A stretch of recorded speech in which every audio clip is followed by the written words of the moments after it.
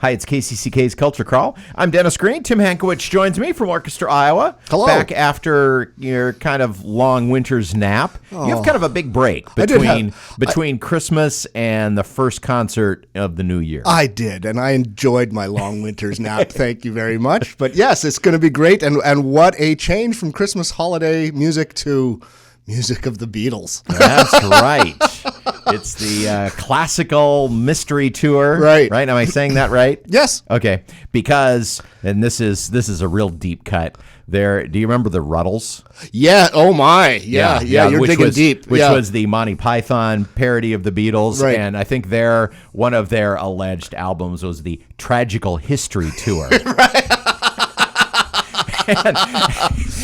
And so I always kind of have to stop myself before I say the name of the magical. group. Yeah, magical. Yeah. Well, this group has been doing this show this will be the third time they performed here in Cedar Rapids, and we sold it out both times, and so we're expecting a huge draw here. But the Classical Mystery Tour is a group of musicians who faithfully reproduce all the great songs of the Beatles in the way you hear them on all the great records, the White Album and Sgt. Pepper's and all that stuff. And so one of the great, what I find so attractive is that it's one of those bands that really did fuse acoustical instruments and with the new sound of their day. And of course, that's just hit after hit after hit after hit after hit. This group has been doing this longer than the actual Beatles. Isn't that stunning? Well, if you really think about it, I mean, what a magical point in history. There are four guys who get together who become greater than the sum of their parts in a matter of 4 years, 5 years? Yeah. Depends on when you start counting. Right. Yeah. But it wasn't any more than 10 because you could argue that they started to hit in the UK and Europe in like maybe 1963. Right. Yeah. Next year for the States, and it was all over by 1970. That's stunning, and yet they have produced probably the largest single body of work that is still enjoyed by billions of people across the world. I think about this over in the jazz world a lot because we talk about the Great American Songbook of the Gershwins, Cole Porter, this what we think of as what a jazz musician will call the standard repertoire. Right. Yeah. And that has not changed very much, but there are songs that have started to kind of sneak in there from the rock and roll era, and the Beatles is certainly one of them. Well, we were talking off air about what makes a classic, and a classic or classical music, which is my business, it's music that defines the time it was created in, and yet is strong enough to transcend its time and speak to generations beyond. I mean, we're still playing Beethoven because it's good, and the Beatles, I mean, they have, I was 4 years old when they disbanded, and yet their music is speaking to your son. My 27-year-old son, one of the bigger Beatles fans I know. Right, and so I mean, already we've seen the test of time with this music, and I was also thinking about how so many of my pop music idols, are no longer around that I thought were like going to be immortal, and Meatloaf is dead, and I don't feel so good myself. But the point is, only time will tell if their music will survive.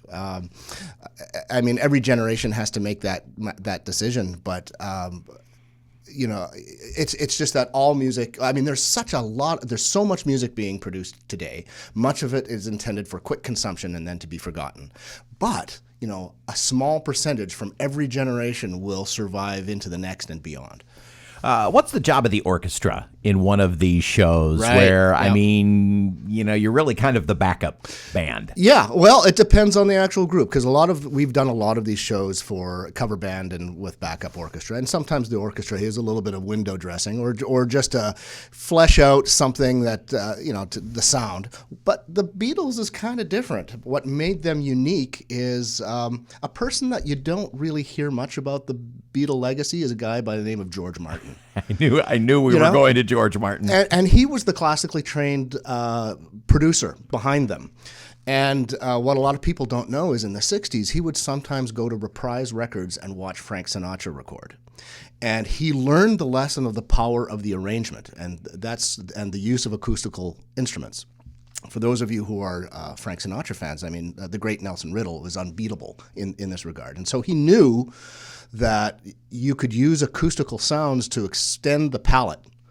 And in this context, acoustical, right. We're talking about orchestral music, strings, orchestra. And so I think what made the Beatles so unique is on all their great albums, there is an orchestral track underneath it, and it's not just background; it's integral to the actual fabric of their music. Well, think about A Day in the Life. What is A Day in the Life from Sgt. Pepper without that giant orchestral maelstrom and thunderstorm Absolutely. At the end? Or Penny Lane, which was inspired when John Lennon heard a Brandenburg Concerto being performed on the air. It says, "What is that instrument?" And it's a piccolo trumpet player. Pro tip. Yeah.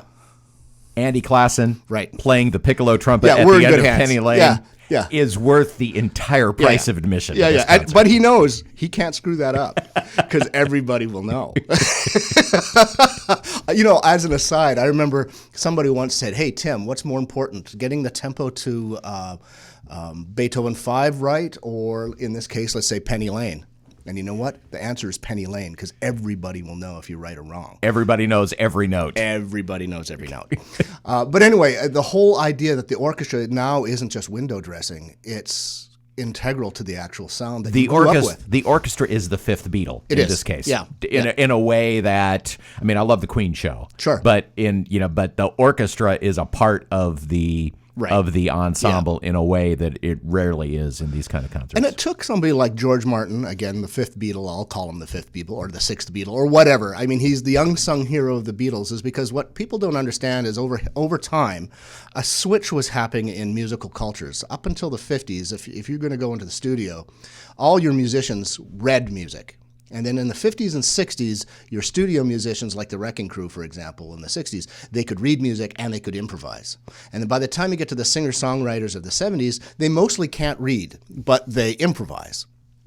But if you're going to get into a studio and you have backup musicians and you're paying them by the hour, you can't just kind of sit there and figure out a song. You can't make it up as you go along. You can't, John and Paul were doing that all the time, kind of at home, like just woodshedding their songs. But once it was ready and it got in the hands of George Martin, he would write it out, have the orchestra, and boom, within a day, it would be churned out. And that sort of still exists today, sort of how work happens in the studio. Concert is this is one night only, right? It's one night only. One time only. This Saturday at 7:30 at the Paramount. Yes. And tickets are going fast. Still some available as last of now. I checked. Yeah. But like I say, this is a very popular program, so get your tickets now. Yeah. All right, Tim. We've mentioned a couple of songs, but now I'm going to put you on the spot. Favorite Beatles song? Oh, we got to know. Hey Jude is always one. Is a great. I don't know. Golden Slumber. Anything actually off of Abbey Road. I wore the grooves out of my Abbey Road record. So anything on that album. And of course, we're doing that and all of Sgt. Pepper. Basically, we're doing all the great hits. I mean, what aren't we doing? So if you're wondering if your favorite Beatles song is in this program, yes, it is. All right. It's the Classical History Tour. I get that right? Yes. With Orchestra Iowa, this is one of the linchpins of the 100th season. Absolutely. Definitely. Yes. Yeah. And I know you're going to come back in a couple of weeks because you've got another big one coming up featuring the awesome Harlem Quartet. I love those guys. Yep, they're awesome. And so we'll talk about that. But in the meantime, this weekend, Saturday night, one night only, Paramount Theater. Right. We'll see you there, and all you need is love and a ticket. Thanks, Tim. You bet. You can hear The Culture Crawl live on the radio many weekdays at 10:30 or download the podcast. Watch or listen on your own schedule at kcck.org/culture or using your preferred podcast player. I'm Dennis Green, and I'll talk to you later.